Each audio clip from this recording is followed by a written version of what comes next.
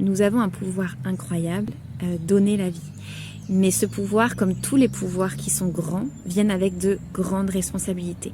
Et si aujourd'hui, nous ne faisons pas attention à comment nous donnons la vie, nous engendrons une humanité inconsciente. Et c'est en ça que, pour moi, ça me paraît essentiel qu'on en parle tous ensemble. Bonjour tout le monde, aujourd'hui je voudrais vous parler d'un thème essentiel qui est les naissances. Ou quel est ce pouvoir incroyable que nous avons à donner la vie. Cette vidéo, elle concerne autant les hommes que les femmes.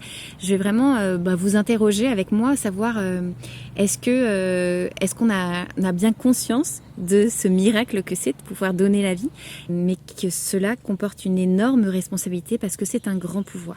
Et je pense que c'est important qu'on s'arrête 5 secondes sur cet acte que c'est. Aujourd'hui, on vit dans un monde avec davantage de connaissances, notamment sur le fonctionnement du corps humain. On s'est renseigné sur comment le maintenir en bonne santé, comment éviter la souffrance. On a développé des médicaments, on a fait des études scientifiques. Enfin, il y a plein de choses qui se sont développées.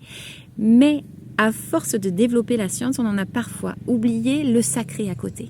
Parce qu'on aura beau savoir et comprendre comment fonctionne un corps humain, il y a quand même un miracle là-dedans. Et je ne pense pas qu'on puisse aborder la santé, et là, en l'occurrence, le principe de naissance, en laissant de côté le divin et l'aspect sacré.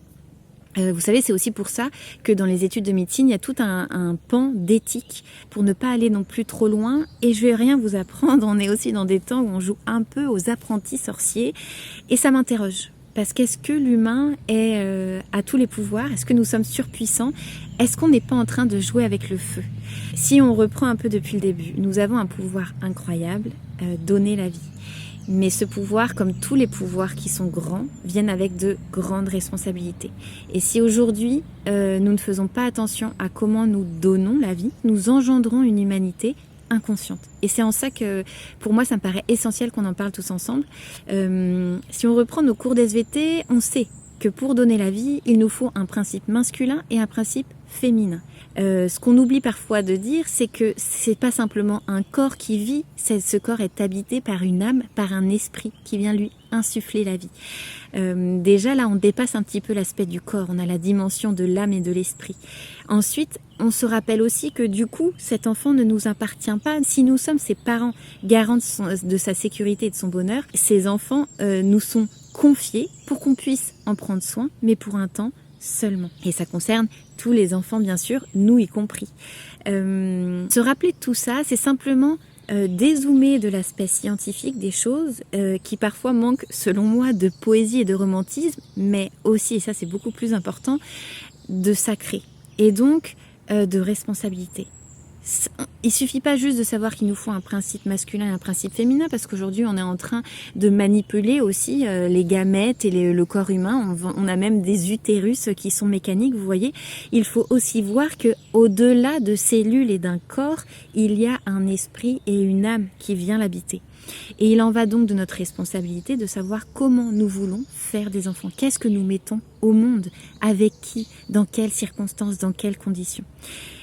Et là où moi ça m'intéresse, parce que moi j'ai pas encore donné la vie, mais je fais un immense parallèle entre le fait de créer des projets et de faire des bébés. Pour moi c'est le même processus d'enfantement. Les idées c'est comme des âmes. Elles volent autour de nos têtes, elles choisissent quelqu'un pour pouvoir l'habiter et que cette personne puisse manifester cette idée sur la terre, pour qu'elle puisse semer ses graines, transmettre toutes ses idées et ses nouvelles connaissances. Il faut donc que les artistes, comme les parents, puissent se préparer à cet accouchement.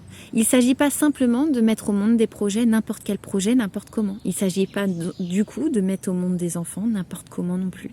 Il va nous falloir nous relier au sacré et au divin. Et ça, je crois que c'est quelque chose qu'on savait et qu'on a oublié. Il y a des connaissances essentielles que nous avions, en tant que, quand je dis nous, je parle de l'humanité, et que nous avons perdues. On rétrograde dans un sens. Donc c'est vrai qu'on a avancé sur d'autres thématiques, sur la science, sur la santé, sur l'espérance de vie par exemple. Mais c'est quoi vivre plus longtemps si on vit moins bien, moins consciemment? Et donc c'est vraiment une invitation, chacun à se dire nous sommes tous parents, de bébés ou de projets. Mais qu'est-ce que j'ai envie de mettre au monde? Si moi je suis porteur de projets, comment je vais pouvoir me mettre à disposition de ces idées? Comment je vais pouvoir les nourrir, mais vraiment sainement? Et comment je vais pouvoir les mettre au monde? tout en sachant qu'elles ne m'appartiennent pas, et ça demande aussi un peu d'humilité. Alors ça n'empêche qu'on ait un sentiment comme des parents avec un enfant de c'est mon bébé, je vais le protéger, et on est là pour protéger ces bébés, ces idées. Par contre, si j'écris un livre, je l'écris parce qu'il m'a été transmis, je l'écris avec mes mots sûrement, avec mon empreinte à moi, mais il vient d'en haut. Et donc je l'offre après au monde et il ne m'appartient plus. Il y a vraiment dans le processus d'accouchement une invitation à l'abnégation, à l'abandon. Tiens, en fait, ça ne m'appartient pas, c'est passé à travers moi. Et c'est vraiment ça qui me vient quand je pense aux naissances et à l'accouchement. Nous sommes simplement des ponts entre le ciel et la terre. À travers nous passe la lumière, que ce soit des embryons, des âmes ou alors des idées, pour que nous puissions ensemencer la terre des hommes. Mais si nous ne faisons pas attention à ce qui passe par nous, alors ça peut être simplement des mots, mais là je parle de projets, de bébés qui demandent une certaine gestation, donc qui sont imprégnés davantage de vie, vous voyez. C'est pas pour rien qu'on fait le parallèle, hein. Quand on accouche d'un livre, on sent vraiment qu'il y a parfois un postpartum à côté. Et pareil pour un bébé, il y a toute la gestation, mais il y a aussi l'avant, comment je me prépare, comment je vais rencontrer la personne, comment je vais nourrir mon ventre, mon corps, mes pensées pour après accoucher, et comment après je vais vivre avec ce bébé pour le montrer au monde.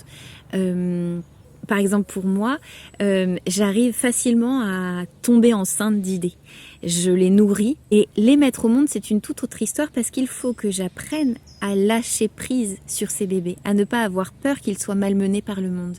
Et donc il ne s'agit pas après simplement de dire bon allez c'est bon, ils sont là, il va falloir que j'habille mon bébé, que je lui donne forme et corps, que je lui donne un espace pour se réaliser. Et c'est là où je vous dis que c'est tout un processus, et il faut savoir avec lequel on est le plus à l'aise. Il y en a qui vont avoir une facilité à tomber enceinte. Et encore une fois, je parle pour les hommes et les femmes, puisque vous avez compris que je parle autant pour la grossesse d'un bébé, mais aussi pour la gestation d'un projet. Il y en a qui vont avoir plein d'idées, et puis il y en a d'autres qui vont avoir plus de mal à avoir des idées. Mais quand ils en ont une, ils vont avoir une facilité à accoucher sans douleur, c'est nickel. Et d'autres, l'accouchement va se faire parfois en plusieurs années quand il s'agit de projets. Parce que pour les bébés, ça commence à faire long. Mais voilà, l'idée pour moi, c'est vraiment une invitation à conscientiser à quoi nous donnons naissance. On arrive dans des temps où l'humanité va devoir se responsabiliser. On ne peut donc pas engendrer tout et n'importe quoi. Il en va de notre responsabilité de parents et d'adultes de pouvoir simplement se faire réceptacle à l'esprit, à la lumière qui vient insuffler la vie à nos idées ou à nos bébés. Et en fait, pourquoi je vous parle de ça, c'est parce que si j'ai pas accouché de bébé, j'ai accouché de 1001 idées. Et c'est pour ça que je vais proposer à la rentrée un accompagnement pour toutes les personnes qui voudront comprendre un peu ce processus d'enfantement de projet, mais aussi une invitation à ce qu'on se rassemble et qu'on redonne sa place au sacré. On va vraiment s'en remettre au divin en disant voilà, j'ai vraiment envie de recevoir cette idée. Et donc il y a un espace, il y a un accueil qu'on doit créer en soi.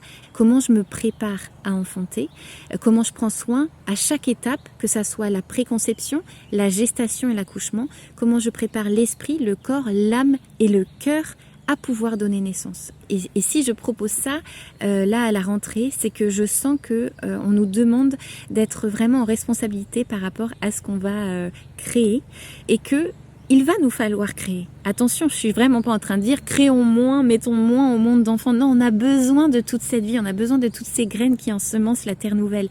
Par contre, il ne faut pas faire ça n'importe comment. Encore une fois, je ne vais pas donner des conseils aux mamans qui vont accoucher d'enfants puisque je n'ai pas accouché moi-même. Par contre, je vois vraiment le parallèle qu'il y a entre les naissances d'enfants et les naissances de projets. Et vous allez voir qu'en fait, que vous vous posiez la question pour les bébés ou alors pour les projets, c'est la même chose. Donc voilà, je vais vous partager tout ça à travers des vidéos, à travers des ateliers, à travers des rendez-vous. Et vous aurez aussi accès à toute une valise pédagogique. Et comme vous le savez, avec les enfants, je vais aussi travailler la créativité parce qu'on va écrire ensemble un livre collaboratif. Et j'inviterai du coup, à l'issue de ce cycle d'ateliers d'accouchement pour les adultes, à proposer une création, mais aussi, s'ils le souhaitent, à participer à l'écriture de notre ouvrage. Voilà, je m'arrête là. C'était important pour moi juste de faire le lien et de vous remettre, de vous redire l'importance que c'est que de mettre au monde ce pouvoir incroyable que c'est de pouvoir donner la vie.